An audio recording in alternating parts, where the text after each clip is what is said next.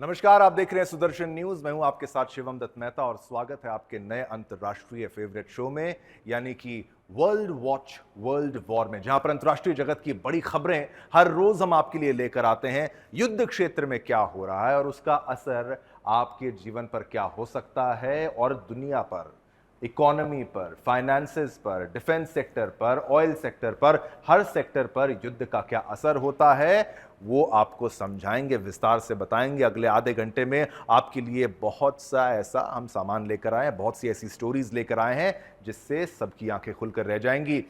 बड़ी खबरों का रुख करेंगे। पहले आपसे बात करेंगे ईरान हिजबुल्लाह वाले मामले पर। ब्रेकिंग न्यूज आपको बताएं, ईरान पर हमले को लेकर अमेरिका में मतभेद। सायरन की धुन के साथ आपको बताते हैं, सायरन का बिगुल बज रहा होगा वहां पर भी। अमेरिका में मतभेद है कि अब राष्ट्रपति जो बाइडेन और ट्रंप के अलग अलग बयान सामने आ रहे हैं। बाइडेन ने परमाणु ठिकानों पर हमले को कहा ना, कि भाई नहीं करोगे परमाणु संयंत्रों पर हमला, वो उसकी अनुमति मैं आपको नहीं देता हूं। ट्रंप बोले पहले ईरान के परमाणु ठिकानों पर अटैक करे इजराइल। तो ये देखिए, बाइडेन ने परमाणु ठिकानों पर हमले को ना कह दिया है। अगर इजराइल के परमाणु ठिकाने पर वो है, देखिए ये पूरी बात आपको बताएं कि ट्रंप की तरफ से अब ये ट्रंप की तरफ से है कि भाई ईरान के परमाणु ठिकानों पर अटैक किया जाए, लेकिन दूसरी तरफ एक बाइडेन है। अलग अलग बयान आ रहे हैं, बाइडेन का बयान अलग, ट्रंप का बयान अलग। बाइडेन ने परमाणु ठिकानों पर हमले को ना कह दिया है, ट्रंप बोल रहे हैं पहले ईरान के परमाणु ठिकानों पर अटैक करे इजराइल। तो ट्रंप की नीति बाइडेन की नीति से अलग। यहां पर ये ब्रेकिंग न्यूज आपको बताई हमने। उसका अर्थ यह है कि भाई अब इस पे दो अलग अलग लीडर्स की अलग अलग राय है, दोनों के अपने अपने मत हैं और ये मत से ज्यादा मतभेद नजर आ रहा है, मतभेद की तरह ये सामने नजर आ रहे हैं। लेकिन चलिए, बड़ी खबर आपको हमने बताई, अब अगले मुद्दे का भी रुख करेंगे। ब्रेकिंग न्यूज के माध्यम से आपको बताया था, वापस आते हैं। आपको बड़ी स्क्रीन पर हम दिखाएंगे हिजबुल्लाह के नए चीफ के बारे में। जी हां, हिजबुल्लाह पर इजरायली सेना ने एक तरीके से सोचिए कहर बरसा दिया है, कहर बनकर टूट रही है इजरायली सेना हिजबुल्लाह पर। नसरुल्लाह का सफाया करने के बाद हिजबुल्लाह के उत्तराधिकारी हाशिम सफीद्दीन को इजराइल ने मिसाइल हमले में मार गिराया है। इसके बाद हिजबुल्लाह के अगले चीफ को लेकर एक और नाम सामने आया है। अब इब्राहिम अमीन अल सैयद को हिजबुल्लाह की कमान सौंपी गई है। हालांकि हिजबुल्लाह ने अब तक इसकी घोषणा नहीं की है। इसके पहले शुक्रवार को नसरल्लाह के उत्तराधिकारी हाशिम सफीद्दीन को इजराइल के हमले में मारे जाने की खबर है। सफीद्दीन जब अपने आका की मौत का बदला लेने के लिए बेरूत के एक बंकर में बैठकर इजराइल के खिलाफ योजना बना रहा था, तभी उस इलाके में एक के बाद एक लगातार 10 एयर स्ट्राइक्स की गई और सफीद्दीन को इजराइल ने मौत के घाट उतार दिया। और अब नया चीफ बड़ी स्क्रीन पर आपको दिखाएंगे, हिजबुल्लाह चीफ के ग्राफिक्स के माध्यम से अब नया चीफ बनाया गया है इब्राहिम अमीन अल सैयद। तो क्या इसका भी सफाया तय होगा? ये देखिए, इब्राहिम अमीन अल सैयद हिजबुल्लाह का अब ये जो है, ये व्यक्ति जो है, ये नए चीफ के तौर पर, इसको समझिए, ये जो तीसरा नाम है, ये नए चीफ के तौर पर यहां पर आप समझ लीजिए ये है। ये 27 सितंबर को जिसको मारा गया नसरल्लाह, ये वो है जो पहले था, ये सबसे मेन चीफ था जिसको मारने के बाद हमले बढ़े थे, ईरान की तरफ से अटैक किया गया था। और कुछ समय बीता ही नहीं कि कुछ ही दिन बीते नहीं थे कि सफीद्दीन को ढेर कर दिया था। तो नसरल्लाह सेंटर में, नसरल्लाह की तस्वीर है, इसको टारगेट नंबर 1 समझिए। हिजबुल्लाह की गद्दी पर जो भी बैठेगा सीधा उसका पत्ता साफ, उसका गेम ओवर होना है, वो तय है। और अब देखिए, दूसरे नंबर पर सफीद्दीन ढेर हो चुका है और अब इब्राहिम अमीन अल सैयद हिजबुल्लाह का नया चीफ है। तो क्या अब इसकी बारी है? यही बड़ा प्रश्न है, यही बड़ा प्रश्न है जिसके बारे में चर्चा करेंगे। चलिए, ये तो आपको हमने ग्राफिक्स के माध्यम से बताया, अब आते हैं इस कैमरे पर। आपको मैं बताऊं, हाशिम सफीद्दीन को इजराइल ने महज 7 दिन में ही ढेर कर दिया था। तो यह मानकर चल सकते हैं कि इब्राहिम अमीन जो अब हिजबुल्लाह का नया चीफ बना है, उसकी भी उल्टी गिनती शुरू हो चुकी है। आप सोचिए वो भी कितने दिन तक बचेगा, यह भी आपको फ्लोर के माध्यम से समझाएंगे, तीनों चीफ्स को दिखाएंगे। लीजिए, आपके सामने तीनों चीफ्स यहां पर हैं। बीच में मैं जहां खड़ा हूं, मेरे नीचे आप जो देख रहे हैं नसरल्लाह की तस्वीर, इसको मार गिराया गया 27 सितंबर को। और उसके बाद किसको मार गिराया? यहां नहीं, इधर चलेंगे। 3 अक्टूबर को यहां पर सैफुद्दीन हाशिम सफीउद्दीन, इसको ढेर किया गया। इसके ढेर होने के बाद अब एक नया प्यादा, एक नया मोहरा जो सामने आया है वो है तीसरे नंबर का हिजबुल्लाह का चीफ, यानी कि इब्राहिम अमीन अल सैयद हिजबुल्लाह का ये नया चीफ है। अब इसका गेम कब ओवर होता है, कब इसकी मृत्यु होती है, कब इस पर भी बम गिरता है, वो आपको भी देखना है, हमें भी देखना है। और अगर बम गिरेगा, इजराइल बमबारी करेगा, तो सबसे पहले आपको कोई चैनल अगर दिखाएगा तो वो केवल और केवल सुदर्शन न्यूज ही होगा। 27 सितंबर को हसन नसरल्लाह मारा गया। इजरायली खुफिया एजेंसियों ने जानकारी जो मिली उसके आधार पर आईडीएफ ने बेरूत हवाई अड्डे के पास एक एयर स्ट्राइक की थी।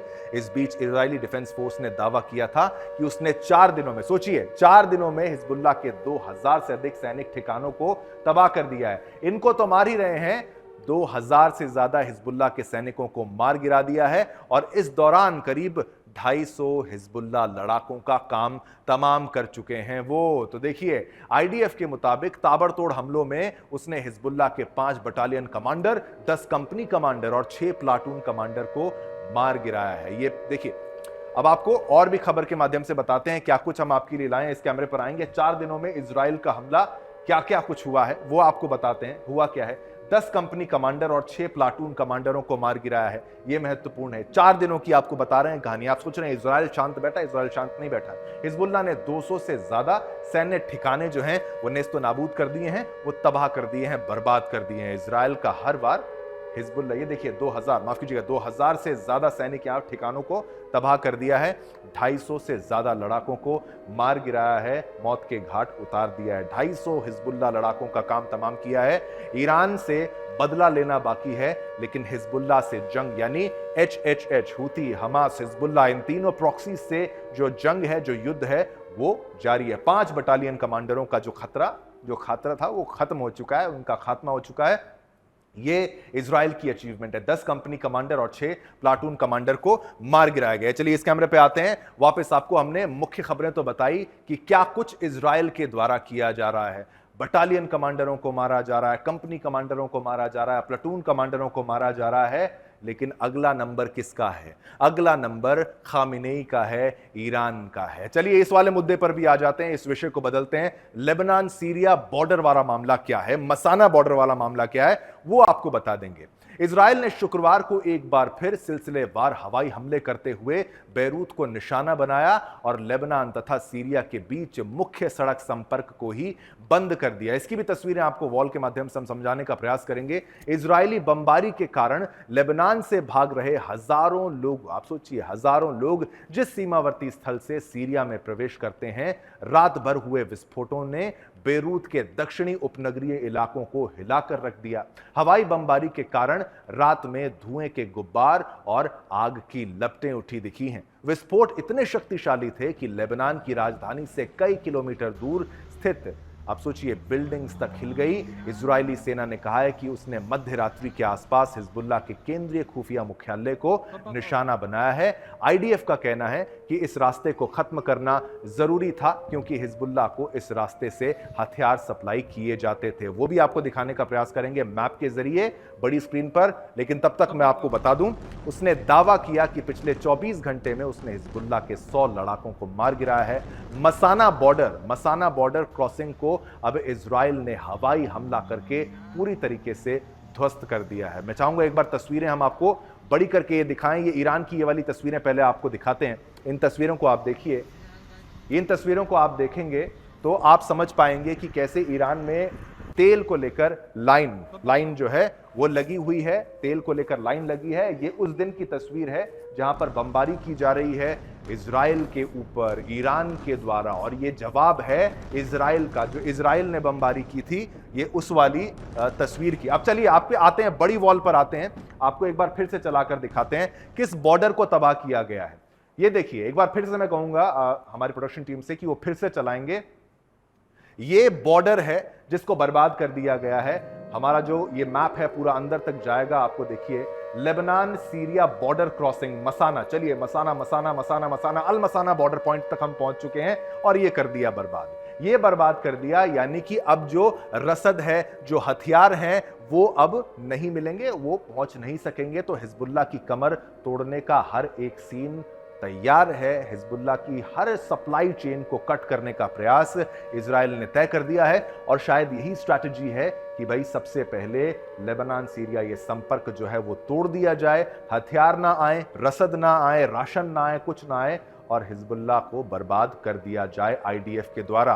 तो आईडीएफ तो युद्ध लड़ रहा है, ईरान शांत बैठा है, खामेनेई भाषण दे रहे हैं, बड़ी बड़ी बातें कर रहे हैं और सबको कहते हैं एक साथ रहिए। ये लीजिए, ये देखिए जॉर्डन और ये अल मसाना बॉर्डर और अंदर जाएंगे, बार बार आपको दिखा रहे हैं ताकि आप मैप के जरिए समझ पाएं कि कहां पर ये हो रहा है। मसाना यानी लेबनान सीरिया बॉर्डर क्रॉसिंग, इस बॉर्डर क्रॉसिंग पर बम गिरे और इसको तबाह कर दिया गया। इजराइल तेल अवीव से गए रॉकेट और यहां पर जाकर वो गिरे। चलिए आते हैं इस कैमरे पर, वापस बात करेंगे। देखिए 2 मील तक मिसाइलें गिराई गई, जिसके बाद रोड पर गाड़ियों से जाना तो अब मुमकिन नहीं है। पिछले 2 हफ्तों में लेबनान में युद्ध के कारण हजारों लोग भागकर सीरिया में घुस गए थे। अब देखिए इस पर ग्राफिक्स भी हमने आपके लिए लाए हैं, वो ग्राफिक्स भी आपको दिखाने का प्रयास करेंगे कि लेबनान सीरिया से जोड़ने वाली सड़क ध्वस्त हुई है। मसाना बॉर्डर क्रॉसिंग ध्वस्त हुआ है, मसाना बॉर्डर क्रॉसिंग ध्वस्त है, बहुत महत्वपूर्ण। देखिए इजराइल ने, आगे बढ़ते बताते हैं, इजराइल ने 2 मील तक ये मिसाइलें दाग दी हैं, 2 मील का पूरा एरिया खराब कर दिया है।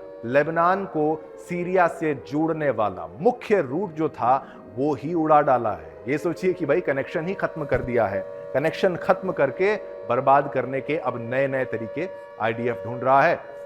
हिजबुल्लाह के हथियार सप्लाई होते थे मसाना बॉर्डर रोड से, उस हथियार सप्लाई को रोकने की जो तैयारी थी इजराइल की वो पूरी हो चुकी है, क्योंकि बॉर्डर क्रॉसिंग खत्म तो हथियार की सप्लाई रुक गई। हजारों लोगों ने इसी रास्ते से पलायन भी किया था, तो अब कोई भाग भी नहीं सकता। कोई आतंकी सोचे मैं भाग जाऊं, सीरिया चला जाऊं, वो भी संभव नहीं है। पिछले 2 हफ्तों में हजारों लोग सीरिया का पलायन जो है वो कर चुके हैं, यहां से भाग चुके हैं, लेबनान से सीरिया जा चुके हैं और अब इजराइल ने इसका भी खात्मा कर दिया, इसको भी नष्ट कर दिया। चलिए ये मुद्दा हमने कवर किया, लेकिन उससे एक और मुद्दा भी आपको जरूर बताएंगे। एक छोटा सा ब्रेक लेते हैं, फिर आपको बताएंगे कि भाई ईरान की सेना अब क्यों आत्मचिंतन कर रही है, अपनी ही जासूसी अब उनको करनी पड़ रही है, क्योंकि उनके अंदर, उनकी सेना के अंदर बहुत से जासूस हैं, बहुत से ऐसे हैं जो उनके भेद आईडीएफ को बता रहे हैं। देखिए एक और खबर जिसके बारे में बात कर रहे थे, ईरान को लेकर आत्मचिंतन और अपनी इन्वेस्टिगेशन क्या करनी पड़ रही है, ईरान को अपनी ही सेना की जांच करनी पड़ रही है।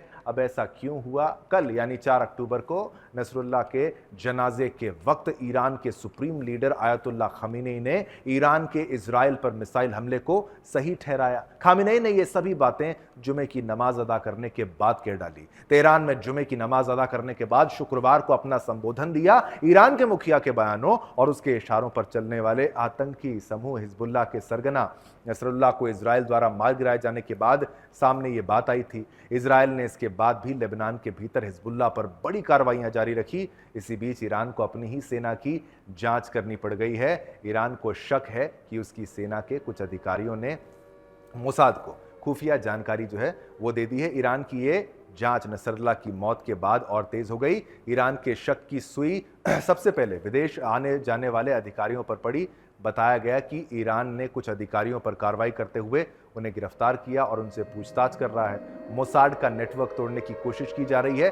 दूसरी तरफ हिजबुल्लाह भी सही समय पर हमले की सूचनाएं, तस्वीरें आपको बड़ी करके दिखाते हैं, इस तरीके की मिसाइलें तैयार फुल करके आपको तस्वीरें दिखाते हैं ताकि आप देख पाएं, आप समझ पाएं कि भाई किस लेवल का यहां पर पूरा हथियारों का जखीरा जो है वो तैयार है।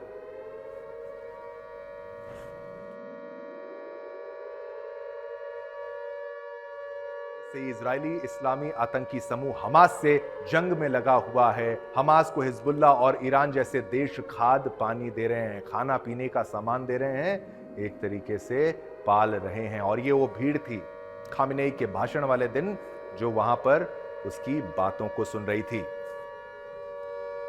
चलिए ये मुद्दा, ये विषय भी आपके लिए हमने पूर्ण तरीके से कंप्लीट किया,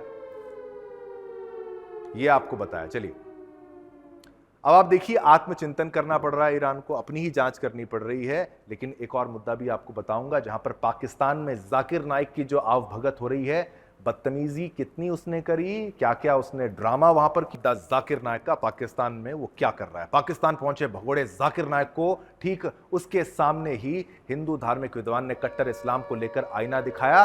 पाकिस्तानी हिंदू विद्वान ने जाकिर नायक के सामने मंच पर ही संस्कृत श्लोक पढ़कर अपनी बात की शुरुआत की थी। लेकिन इसके द्वारा क्या कुछ कहा गया, जब इससे पूछा कि भाई शांति होनी चाहिए, वहां पर हिंदू धर्मगुरु गीता का जिक्र कर रहा था, तो इस्लामिक उपदेशक से, कट्टरपंथी से सवाल पूछा कि इसके ऐसा क्या करना चाहिए कि शांति हो जाए। तो ये जवाब जाकिर नायक का, जो आपको फ्लोर ग्राफिक्स से बता रहे हैं कि भाई दो मुद्दे थे। एक तो अनाथ लड़कियों वाली तस्वीर भी हम आपको बताएं, अनाथ लड़कियां जब उसके पास आईं तो वो दूर हो गया, चला गया पीछे। उसने कहा अनाथ लड़कियां जो हैं, उसके बारे में जो टिप्पणी की वो दूर भागता हुआ, और हिंदू धर्मगुरु के बारे में उसने जवाब दिया कि सबको सिर्फ अल्लाह की इबादत करनी चाहिए।